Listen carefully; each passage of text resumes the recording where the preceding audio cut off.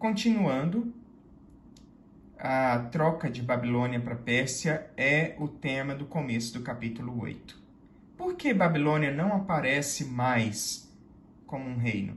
Porque Babilônia já decaiu. No capítulo 7, a gente vê que as asas, ou seja, o símbolo do poder, que eram as asas de águia, até hoje é usado como símbolo de poder, tá? Se vocês olharem nos países, vários países usam pássaros como seus símbolos. O pássaro, a águia, é o símbolo do poder dos Estados Unidos. E essas asas de águia já haviam sido tiradas de Babilônia, representando a perda do poder militar babilônico. Então não tem o menor sentido de Babilônia aparecer na profecia. No terceiro ano de Belsazar, o último regente de Babilônia, apareceu uma visão a Daniel, depois daquela que me apareceu no princípio, ou seja, Daniel, no mesmo ano, no mesmo reinado, melhor dizendo, em que Daniel tivera a visão do capítulo 7, ele também teve do 8, no reinado do rei Belsazar. Então, nessa visão ele já foi transportado. Por que a visão não foi dada no rio Eufrates? Porque Babilônia já era questão de tempo até ela cair. Na visão, ele estava na cidadela de Suzã, província de Elão. Onde fica Suzã e o rio Ulai? Suzã foi a principal cidade da Pérsia durante todo o Império Persa. Tá? Eu já expliquei para vocês a diferença entre uma monarquia e uma república. Na monarquia, onde o rei está é a capital. Então não importa, ele pode mudar a capital quantas vezes ele quiser, de acordo com a cidade que ele escolher, e construir seu palácio. Por exemplo, Império do Brasil. O rei, diversas vezes, preferia morar na fazenda de Petrópolis, de onde surgiu a cidade de Petrópolis. E lá ele construiu um palácio. Não chegou a ser castelo, era um palácio. E o Palácio Imperial de Petrópolis foi a residência da família real no Segundo Império, muitas vezes. Isso significa que a capital do Brasil, em muitos momentos, não era o Rio de Janeiro, e sim Petrópolis. Por quê? É onde o rei estava e é de onde ele emitia seus decretos, certo? Então, Suzã foi, durante todo o Império Persa, a principal das capitais. Houve outras cidades, mas Suzã foi a capital onde os imperadores persas moraram a maior parte do tempo. E Daniel foi transportado do rio Eufrates de Babilônia para lá, porque agora a Babilônia já estava em queda e o Império Persa assumiria os negócios dos reinos deste mundo, certo? E ele levantou os olhos e viu um carneiro diante do rio. Um carneiro com 2 chifres, e os 2 eram muito altos. Só que um era mais alto que o outro, e o mais alto subiu por último. Gente, eu fico extasiado. Não é à toa que tem gente que duvida que essa profecia tenha sido escrita por Daniel mesmo, porque os detalhes são tão importantes que você fica embasbacado pensando em como Deus pode ter sido detalhista. Por que eu digo isso? Os persas se tornaram um povo muito poderoso só tardiamente. A coalizão europeia, porque a origem persa não tem nada a ver com as tribos de babilônios, judeus, árabes que habitaram no Oriente Médio. Eles não são semitas, eles são europeus. E o povo persa emigrou da Europa, ali da região dos Balcãs, para o Oriente Médio. E o primeiro povo que teve poder ali foi o descendente da famosa bruxa Medeia da mitologia grega, os medos. Então eles foram poderosos. E Babilônia conseguiu ter o poder porque ele se aliou aos medos para derrubar os assírios. Só que com o tempo os medos olharam e disseram, esse rei não está com nada não. E eles deixaram a aliança com a Babilônia e se aliaram aos persas. Então eles foram um reino mais poderoso.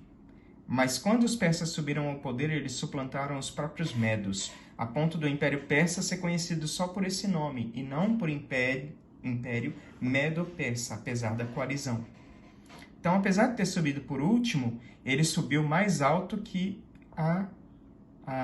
o Reino da Média. O carneiro dava amarradas para o ocidente, norte e sul. Ou seja, o que ele conquistou aqui? Vocês estão vendo 3 conquistas, igualzinho no capítulo 7. O urso tem 3 costelas na boca, que se representam as conquistas persas. Tá? Então ele conquistou o Ocidente, que é toda a região ali. O Ocidente, em relação ao Irã, corresponde ao Iraque, o Oriente Médio ali, ele conquistou, tá? A Síria, Israel, Iraque, conquistou o Norte, que corresponde à Turquia, né? A região da Ásia Menor, e conquistou o Sul, que correspondia ali à Arábia e Egito. Essa foi a conquista dele. E depois ele tentou entrar na Europa. Nenhum dos animais lhe podia resistir, nem havia quem pudesse livrar-se de sua mão. E ele fazia conforme a sua vontade e se engrandecia. Estando eu considerando, né, disse Daniel, eis que um bode vinha do ocidente sobre toda a terra, mas sem tocar o chão. E aquele bode tinha um grande chifre insigne entre os olhos, ou seja, um chifre grande, majestoso, alto, único.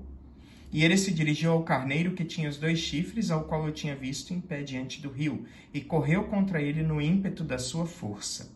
E viu chegar perto do carneiro, enfurecido contra ele. Ferindo-o, quebrou-lhe os 2 chifres, pois não havia força no carneiro para lhe resistir. E o bode o lançou por terra, pisou aos pés, não houve quem pudesse livrar o carneiro da sua mão. E o bode se engrandeceu sobremaneira, mas estando na sua maior força, aquele chifre foi quebrado, e no seu lugar subiram outros 4, também insígnes, para os 4 ventos do céu. Pausa para explicação. Primeira coisa, por que é que Daniel 8 não pegou um gancho em Daniel capítulo 7 e usou a explicação baseada nos animais do capítulo 7? Por que ele não utilizou a briga do urso contra o leopardo? Ficaria muito mais fácil da gente, né, identificar. Porque o cerne, o tema do capítulo 8, não é a sucessão de reinos. Tanto não é que Daniel capítulo 8 se concentra no que estava prestes a acontecer, a queda da Babilônia pelas mãos da Pérsia, aqui representada por um carneiro de 2 chifres, tá? E a queda da Pérsia diante da Grécia, representada pelo bode peludo com um chifre grande entre os olhos, certo? Babilônia foi pulada e, como vocês podem ver, Roma também foi pulada. Por quê? Porque o objetivo aqui era falar sobre o santuário. O tema do santuário e do sacrifício estava sendo introduzido, por isso que os animais foram mudados. Quem era o carneiro, quem era o bode? Eram os principais animais do serviço do santuário, tá? Do sacrifício, instituído por Moisés. Então, aqui, nós estamos lidando com o tema do sacrifício. Havia outros animais de sacrifício? Sim, havia vacas, mas as vacas não serviam para o sacrifício do pecado, serviam para o sacrifício pacífico, ou seja, uma oferta de gratidão a Deus. Havia o sacrifício de farinha misturada com azeite, né? Havia o sacrifício de rolinhas, que os pobres que não tinham condições de ofertar animais grandes podiam usar rolinhas, tá? Os sacrifícios para expiação de pecado eram utilizados carneiros e bodes. E aqui nós temos o tema do sacrifício da expiação dos pecados dos seres humanos, certo? E Daniel estava preocupado porque um certo poder, representado por um rei, que é um chifre pequeno, estava para tirar o sacrifício e vencer os santos. Então Deus está dando a explicação de como vai se dar esse processo. Daniel, sai de Babilônia, eu vou te levar até a Pérsia. Agora, olha o próximo reino, certo? Esse reino vai ser derrotado pelo reino de número 3, das visões que você já teve. Esse reino é um grande bode que tem um grande chifre na frente, e esse chifre é o primeiro rei. Então vamos explicar. Quando a Pérsia começou sua conquista pelo mundo, ela não parou. Como todo império, como toda cobiça dos homens, eles nunca estão satisfeitos. Então, os persas conquistaram todo o Oriente Médio, conquistaram a Ásia Menor, conquistaram o Egito e eles começaram a se dirigir para a Europa, foram para a Grécia. E na Grécia eles encontraram sua primeira grande resistência. Inicialmente na mão dos espartanos, vocês podem conferir no filme 300 de Esparta. Depois nas mãos dos gregos, né? Que vocês podem conferir no segundo filme, dos gregos atenienses, melhor dizendo. Mas Por um tempo, embora eles não tenham conseguido conquistar a Grécia, eles também não arredaram o pé. Qual o problema dos gregos? Desunião. Eles não conseguiam se entender sobre quem lideraria, né? E as cidades ficavam se sucedendo, e Atenas e Esparta ficavam brigando entre si para ver quem era o primeiro. No fim das contas, acabou que nenhuma foi o primeiro, né? A Liga de Delos elegeu outra cidade como líder dos gregos. Mas no final das contas, eles continuaram se desentendendo até que os macedônios disseram: vamos parar com essa bagunça, e eu vou dominar vocês e vou unificar vocês. Então foi o rei Filipe da Macedônia que unificou os gregos. Mas foi o filho dele, Alexandre, que não só terminou a unificação, como ainda por cima derrubou o Império Persa. E ele era um militar tão bom, mas tão bom, tá? Um bode tão marrento, que mesmo tendo um número militar muito menor que os persas, ele vencia os persas com uma genialidade, com uma velocidade que era relativa ao bode, tá? Que vinha enfurecido contra ele, sem tocar os pés no chão. Por isso que é dito sem tocar o chão, porque esse bode literalmente voava. Em 10 anos, Alexandre o Grande subverteu todo o Império Persa e chegou até as margens do rio Indo, na Índia. Ele saiu da Grécia, ali na Europa, conquistou o Império Persa e chegou até o rio Indo, Índia. Tá? Conquistou 3 milhões de quilômetros quadrados. Pode não parecer muito, já que o Brasil tem 8 milhões e meio de quilômetros quadrados, mas era todo mundo conhecido da época. E aí ele começou planos para criar uma sociedade bacana, ele começou a misturar a cultura europeia com a cultura oriental e chamou isso de cultura helenística, uma fusão cultural, tá? Exatamente como a gente está vivendo hoje, uma fusão do Ocidente com o Oriente, tá? Mistura de religiões. Planejou fundar cidades onde as pessoas tivessem acesso ao conhecimento, as chamadas Alexandrias, nem um pouco egocêntrico, né?